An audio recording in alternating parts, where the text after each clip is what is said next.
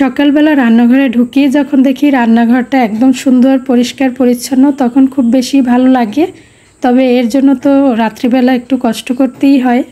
আসসালামু আলাইকুম সবাইকে, শুভ সকাল। কেমন আছেন সবাই? আশা করছি যে যেখান থেকে দেখছেন সবাই ভালো আছেন এবং সুস্থ আছেন। আলহামদুলিল্লাহ আমি ভালো আছি আল্লাহর রহমতে, আপনাদের সবার দোয়া ও ভালোবাসায়। আরও একটি নতুন ভিডিওতে সবাইকে স্বাগত জানাই। কষ্টের ফল, পরিশ্রমের ফল তো সবসময় ভালোই হয়, তাই না? রাত্রিবেলা সবার খাওয়া দাওয়া শেষে সব কিছু গুছিয়ে যখন রান্নাঘরটা পরিষ্কার পরিচ্ছন্ন করে রাখি তখন একটু কষ্টই হয়, কিন্তু যখন সকালবেলা রান্নাঘরে এসে কাজের জন্য ঢুকি তখন অনেক বেশি ভালো লাগে, কারণ রান্নাঘরটা থাকে একদম পরিষ্কার পরিচ্ছন্ন। আর পরিষ্কার পরিচ্ছন্ন গুছানো রান্নাঘরে রান্না করতে কার না ভালো লাগে। তো এই যে আমি আজকে সকালে নাস্তা তৈরি করছি, যাকে বলে ফাঁকিবাজি নাস্তা। এই নাস্তা বানাতে একটু কষ্ট হয় না। আসলে সকালবেলা রুটি পরোটা তৈরি করাটা তো একটু ঝামেলারই হয়, আর প্রতিদিন একঘেয়েমি নাস্তা খেতেও কিন্তু ভালো লাগে না।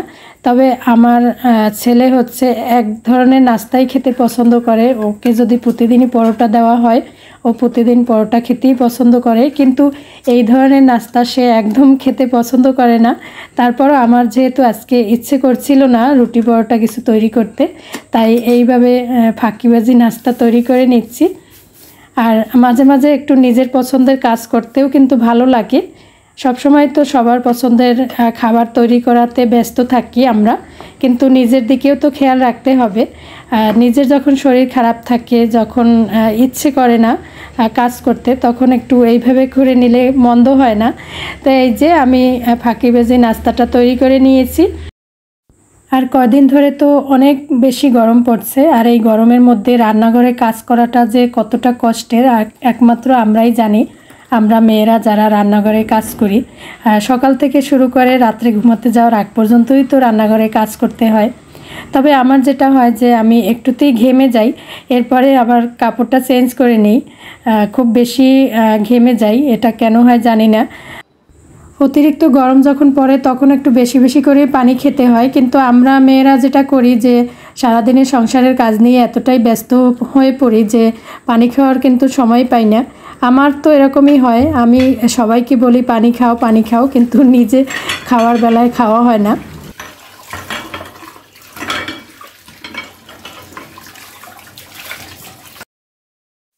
মেয়েরা মনে হয় এমনই হয়, নিজের খেয়াল রাখতে ভুলেই যায়, পরিবারের সবার খেয়াল ঠিকই রাখে।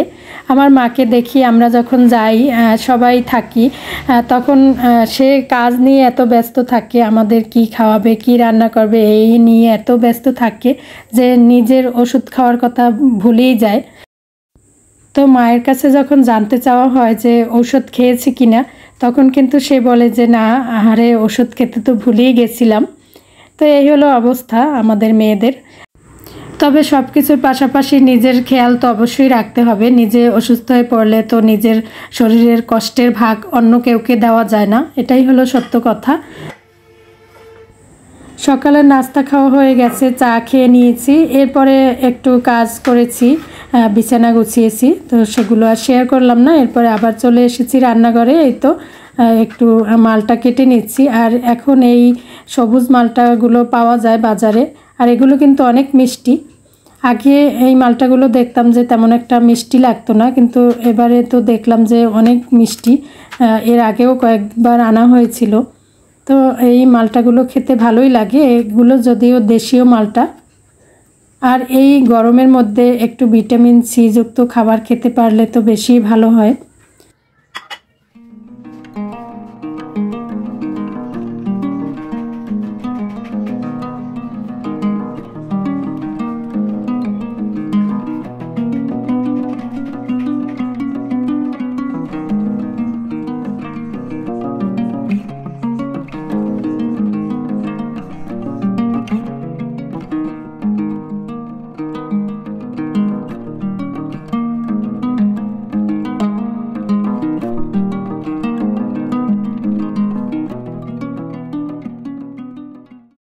সকালে নাস্তার পর্ব শেষ করে আরও কিছু কাজ করে নিয়েছি।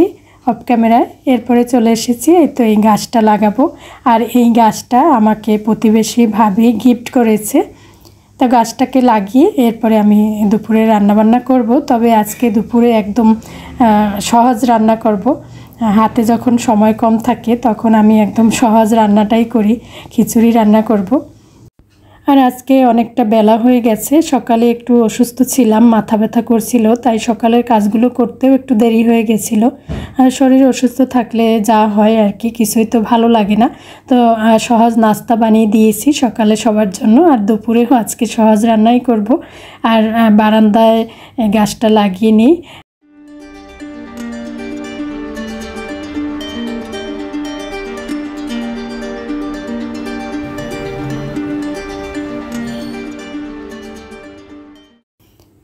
আর এই তো বারান্দার অন্যান্য গাছগুলোরও একটু আগাছা একটু পরিষ্কার করে নিচ্ছি।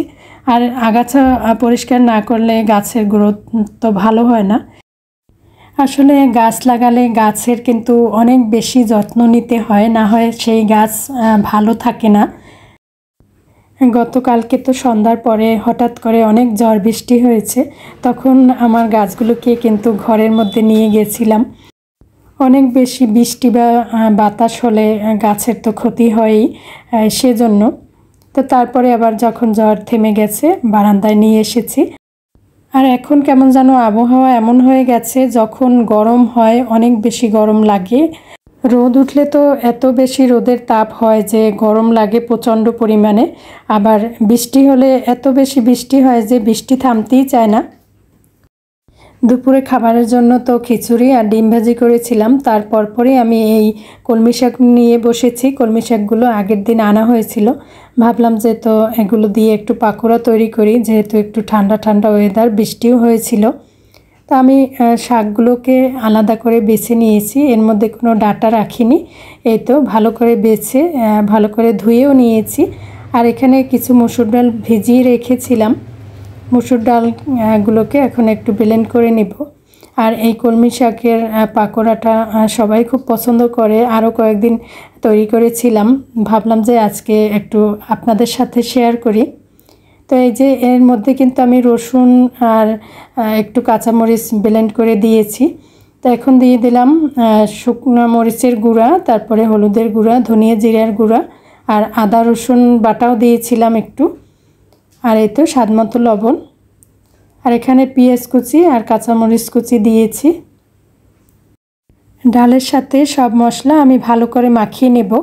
তো এখানে কিন্তু আমি সামান্য আদা রসুন বাটা দিয়েছি, ধনিয়া জিরার গুঁড়া, তারপরে হলুদ মরিচ, তো সব মশলা একটু একটু করে দিয়েছি। এবারে শাকগুলোকে দিয়ে ভালো করে আবার মেখে নিব। আর শাকগুলোকে খুব সুন্দর করে কুচি কুচি করে কেটে নিলে ভালো হয়। এখানে ডালের বদলে কিন্তু এই যে বেসনটাও দেওয়া যায়। তো আমি বেসনের চেয়ে ডাল দিয়েই করতে পছন্দ করি, ডাল দিয়েই বেশি ভালো হয় আমার কাছে মনে হয়। তো এরপরে দিয়ে দিয়েছি 2-3 চামচ চালের গুঁড়া। তো চালের গুঁড়া দিয়েও ভালো করে মেখে নিয়েছি। এরপরে একটা ডিম দিয়ে এই তো ভালো করে মেখে নিলাম। এই কলমি শাকের পাকোড়াটা কিন্তু ভাত দিয়ে খেতেও ভালো লাগে, আবার চায়ের সাথে নাস্তা হিসেবে খেতেও বেশ ভালো লাগে। এক এক করে সবগুলো দিয়ে আমি অল্প আঁচে উল্টে পাল্টে ভালো করে ভেজে নিব। এতক্ষণ ধৈর্য ধরে আমার ভিডিওর সাথে থাকার জন্য আপনাদেরকে জানাই অসংখ্য ধন্যবাদ। ভালো লাগলে চাইলে একটা লাইক দিয়ে দিতে পারেন, কারণ আপনার একটা লাইক আমার কাছে অনেক বেশি মূল্যবান। আর ভালো লাগলে চ্যানেলটিকে সাবস্ক্রাইব করে আমার পাশেই থাকতে পারেন। আর যারা অলরেডি আমার চ্যানেলটিকে সাবস্ক্রাইব করে রেখেছেন, সবসময় আমার ভিডিওগুলো দেখছেন, আমাকে সাপোর্ট করছেন, তাদের প্রতি আমি অনেক বেশি কৃতজ্ঞ। মন থেকে তাদের জন্য অনেক অনেক দোয়া, অনেক অনেক ভালোবাসা। অনেক বন্ধুরা আছেন যারা সবসময় আমার ভিডিও দেখেন কিন্তু চ্যানেলটিকে সাবস্ক্রাইব করেননি, তাদের প্রতি অনুরোধ রইল আমার চ্যানেলটিকে সাবস্ক্রাইব করে রাখবেন। এতে করে যেটা হবে যে আমি ভিডিও দেওয়ার সাথে সাথে আপনার কাছে নোটিফিকেশন চলে যাবে, আর চাইলেই আপনি আমার ভিডিও দেখতে পারবেন। তো এই যে আমার কলমি শাকের পাকোড়া তৈরি করা হয়ে গেছে কিন্তু, আর একটা ভেঙেও দেখিয়ে দিলাম, আমি একটু খেয়েও নিচ্ছি, অনেক বেশি টেস্টি হয়েছিল। এভাবে কলমি শাকের পাকোড়া বৃষ্টির দিনে খেতে ভালোই লাগে। আর এই তো সন্ধ্যার পরে আবার চলে আসলাম ক্যামেরার সামনে। তো এখানে কিছু টিউলিপ স্টিক কেনা হয়েছিল আগে, ভাবলাম যে এগুলোকে একটু ফুলদানিতে রেখে দেই। তবে ঘরে যে কটা ফুলদানি আছে সেগুলোতে রেখে দেখলাম যে দেখতে কেমন লাগছে। তবে সবশেষে মনে হলো যে এই বোতলটাতে রাখলে দেখতে বেশি ভালো লাগবে, আপাতত এটাতেই রাখছি।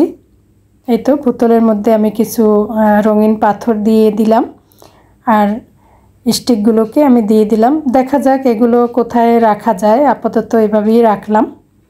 তো দেখতে কিন্তু খারাপ লাগছে না, ভালোই লাগছে। সসের বোতল কত কাজে লাগে তাই না? এই তো ফেলে না দিয়ে কাজে লাগিয়ে নিলাম। তো আপাতত এভাবেই থাক, দেখা যাক পরে কিভাবে কি করা যায় এটাকে। আর এই মাটির ওয়াল হ্যাঙ্গিংটাও কেনা হয়েছিল, তো ভাবলাম যে আজকে একটু এটা লাগিয়ে দেখি দেখতে কেমন লাগে। আজকে তাহলে এখানেই বিদায় নিচ্ছি। পরবর্তী ভিডিও দেখার আমন্ত্রণ জানিয়ে সবাই ভালো থাকবেন, সুস্থ থাকবেন। আল্লাহ হাফেজ, আসসালামু আলাইকুম।